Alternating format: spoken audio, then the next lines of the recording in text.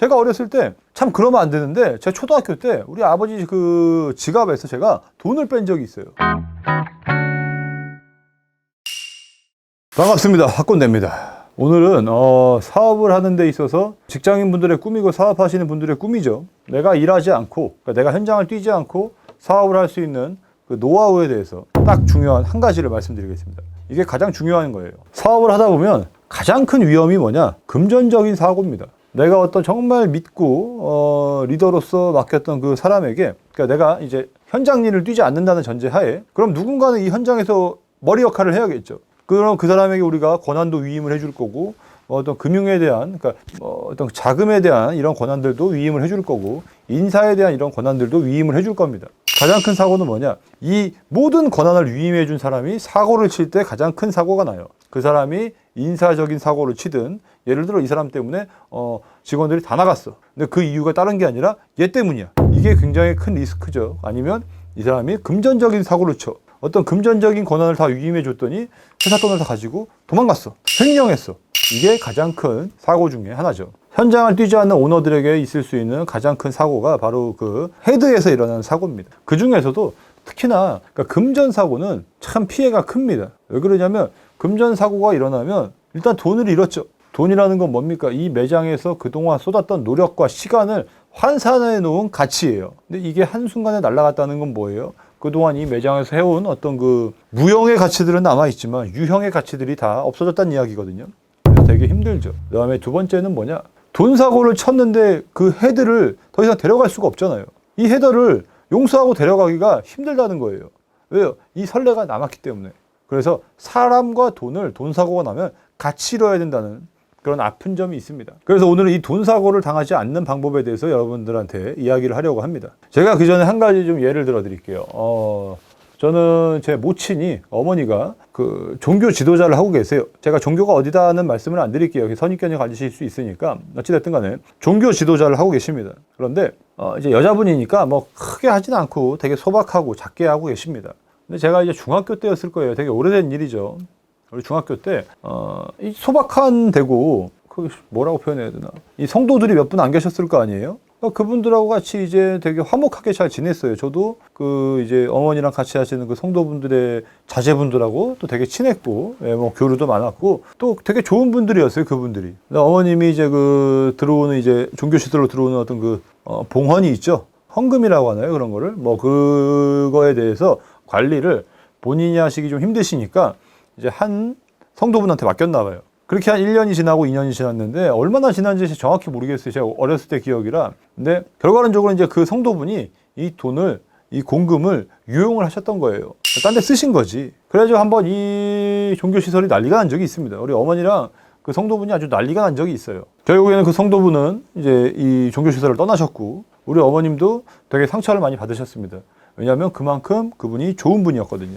이 돈을 맡겼다는 건 뭐예요? 그럴 리가 없는 분한테 맡기셨겠죠. 근데 그런 일이 생겼으니까 본인도 되게 상처를 받으시고 또 그분도 시설을 떠나시고 뭐 그런 일이 좀 있었습니다. 제가 그때 당시에 어린 마음에 여쭤봤어요. 제가 이제 가명으로 그 어머니를 이제 미니 어머니라고 할게요. 어머니, 아니 미니 어머님이 그렇게 봉헌을 가지고 가실 동안 왜 모르셨어요? 라고 제가 물어봤어요. 그랬더니 한 1년인가 1년 반 정도를 통장을 확인한 적이 한 번도 없다라고 하시더라고요.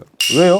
믿었거든. 제가 거기서 뭐라고 했냐면 미니 어머니를 저렇게 만든 거는 어머니입니다. 어머니는 미니 어머니를 원망하실 자격이 없어요. 어머니가 그렇게 봉헌을 맡기지 않았다면 혹은 매달 어머니가 적어도 맡겼으면 그 통장 내역을 수시로 확인하시는 습관을 가지고 있었다면 당연히 미니 어머니도 어머니가 확인한다는 걸 알고 있기 때문에 손대지 않았을 거고 그랬으면 이 종교시설을 이 우리를 떠나시지 않았을 겁니다. 나는 어머니 때문에 미니 어머니와 미니를 잃었어요. 라고 제가 말씀드렸던 적이 있어요. 왜 제가 그런 이야기를 했는지 모르겠는데, 그게 저한테 되게 큰 임팩트로 남았습니다. 그러니까 그만큼 제가 좋아하는 분이었고, 그 자제분들도 제가 개인적으로 되게 좋아했습니다.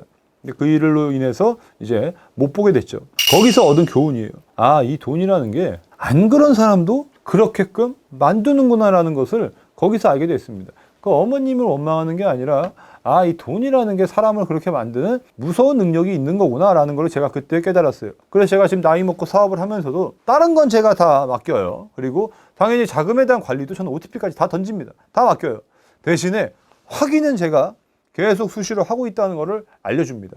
그렇게 하지 않으면 이 사람이 처음부터 뭐 몇백억을 횡령하는 사람은 없어요. 그쵸? 조금 가져가 보고 조금 가져가 보고 그래도 모르네. 더 가져가는 거예요. 제가 어렸을 때 참 그러면 안 되는데 제가 초등학교 때 우리 아버지 그 지갑에서 제가 돈을 뺀 적이 있어요. 처음에는 얼마나 무서워. 막 발들발들 떨려. 막 확 해가지고 100원을 딱 꺼내요. 오락실 가는 거야. 그 다음에는 모르시네? 500원을 또 꺼내보는 거예요. 그 다음에는 야 이제 지폐도 막 손이 가. 1,000원짜리를 꺼내게 되더라고. 나중에 5,000원짜리 꺼내다 걸려가지고 뒤지게 맞은 적이 한 번 있는데 요는 그렇다는 겁니다. 처음에 내가 예를 들어서 100원을 꺼내기 전에 우리 아버지가 만약에 매일같이 아침에 들어오셔가지고 주머니에 동전이 얼마 있나 세는 분이야. 그럼 제가 그 돈을 꺼냈을까요? 제가 멀리서 그걸 봤어요. 우리 아버지가 항상 현금을 다 꺼내가지고 700원 있고 1,000원짜리 2개 있고 만원짜리 5개 있네? 이런 습관이 있으신 분이에요. 예를 들어 어렸을 때부터 보면서 자랐어요. 그럼 제가 그런 도둑질을 했을까요?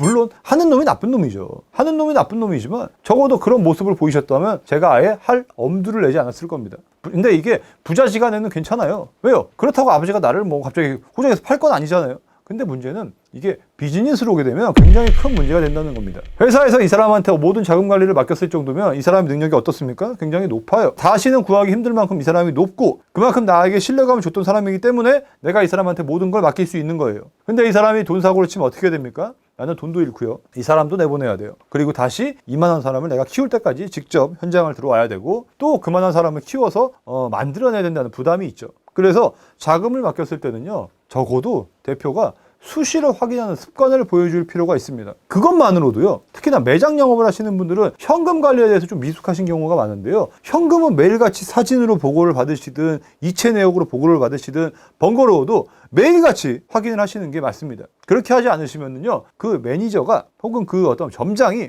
대표님 때문에 다쳐요. 돈 때문에. 대표님 때문에 다친다고요. 왜? 돈은 사람을 그렇게 만드는 능력을 갖고 있어요. 그래서 안 그런 사람도 그렇게 되더라고요. 근데 여러분들이 현금에 대해서는 지속적으로 확인하고 체크하고 이런 모습을 보여주시는 것만으로도요. 화목한 매장을 혹은 화목한 비즈니스를 그대로 존속할 수가 있다는 겁니다. 그래서 저 같은 경우는 매장업들 뭐 이런 카페나 이런 것들은요. 현금에 대한 정산을요. 매일같이 받습니다. 제가 읽든 읽지 않든 내용을 뭐 카톡으로 매일같이 받아요. 다른 것들은 그냥 전산으로 들어가서 확인을 하는데 현금 매출에 대한 부분이나 어떤 취소에 대한 부분들은요. 제가 매일같이 카톡으로 받습니다. 그럼 제가 사실 그걸 다 일일이 막 보진 않죠. 하지만 제가 받는 것만으로도 그 매장에서 저한테 이걸 보내줘야 되는 것만으로도 이 매장 매니저들이나 뭐 점장들이나 혹은 대표들이 그거에 대한 부담을 갖죠. 그래서 애시당초 그런 횡령에 대한 마음을 갖지 못하도록 하는 시스템을 보통 잡는데 주안점을 두고 있습니다. 정리해 보겠습니다. 이 비즈니스를 하는 데 있어서 가장 큰 무서운 점은 사람을 잃는 거고요. 더 무서운 거는 사람과 돈을 같이 잃는 건데 적어도 이 후자를 한 번에 만들지 않기 위해서는 뭘 해야 되냐? 대표가